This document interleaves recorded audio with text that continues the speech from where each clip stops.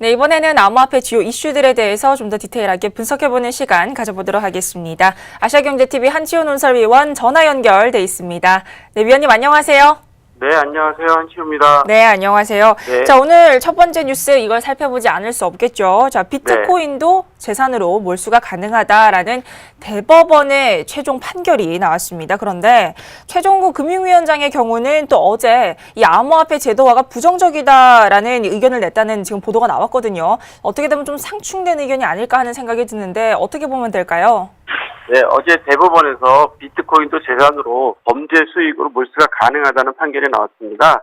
작년에 음란물을 배포해서 음란물 배포 수익으로 얻은 범죄 수익에 대해서 최종 몰수가 되느냐 안 되느냐를 가지고 따졌는데요. 어제 대법원에서는 최종적으로 몰수가 가능하다고 나왔는데 어제 최종구 금융위원장은 한 금융 포럼에서 이렇게 이야기했습니다. 암호화폐 제도화에 대해서는 부정적이다. 일본도 등록제 후에 반성하고 있고 우리나라 같은 경우 시장이 알아서 해야 한다. 이런 취지의 이야기를 했고요. 세계적으로 법이나 제도로 명확하게 하는 곳이 아직 없다.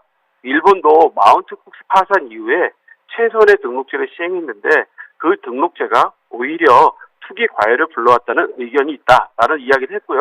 우리나라의 요구는 규제를 하느냐, 왜 정부가 규제를 하지 않느냐라고 엇갈리고 있어서 아직 명확한 의견을 이야기할 수 없다라는 최종구 위원장의 발표가 나와서요. 대법원 판결 결과와 최종구 금융위원장의 의견이 서로 상반되는 상황이 되고 말았습니다. 아무래도 이 금융위원장의 의견이라면 앞으로 미칠 영향도 좀 저희가 잘 살펴봐야 될 것 같다는 생각이 듭니다. 자, 사실 방금도 이 일본의 등록제, 일본 마운트 쿡스 예시를 들어가면서 일본을 잠깐 언급을 하셨는데 이 마침 일본에서도 또 거래소 업무 중지 신청이 있었다고요? 예, 일본 산케이 신문 보도에 따르면 일본 증권감시위원회가 두 곳의 거래소에 대해서 업무 중지 신청을 법원에 했다고 합니다. 일본에서는 금융상품 거래업을 등록하지 않고 자금을 모집하면 불법인데요.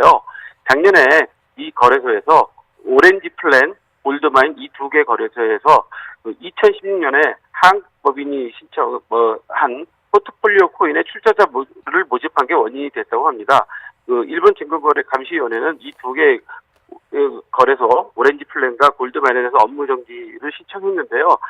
해외 송금이나 운용이 설치 같은 특별한 불법 사항은 있지 않으나 불법 사항을 계속적으로 지속할 가능성이 있다는 것만으로 현재 법원에 업무 정지 신청을 해놓은 상태라고 합니다. 따라서 일본의 경우에도 앞으로 법을 지키지 않으면 철저하게 거래소를 차단하는 그런 정책으로 가고 있다고 볼 수가 있겠습니다.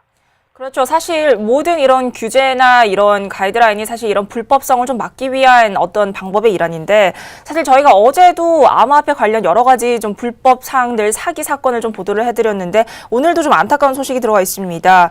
유명 핀테크 스타트업 대표가 그러니까 arbitrage, 그러니까 해외 원정 시세 차익으로 구속됐다는 소식이 또 들어와 있어요. 네, 그렇습니다. 유명 핀테크 스타트업 대표가 아비트리지로 구속되었다고 합니다. 외환거래법을 위반했다는 혐의인데요. 사실 많은 분들이 외환거래법에 대한 규정이 모호한 측면이 있어서 과연 외환거래법이 위반이냐라는 의문을 가지고 있습니다. 그러나 이 유명 핀테크 업체가 외국으로 송금 서비스하는 블록체인을 준비 중인 업체였는데요. 정부에서는 외국으로 송금하는 송금 사업에 대해서는 불허를 하고 있습니다. 외국에서 그러는 과정에서 이 업체 대표가 외국에서 싸게 비트코인을 구매해서 국내에서 비싸게 팔아서 차익을 실현하게 된 거죠.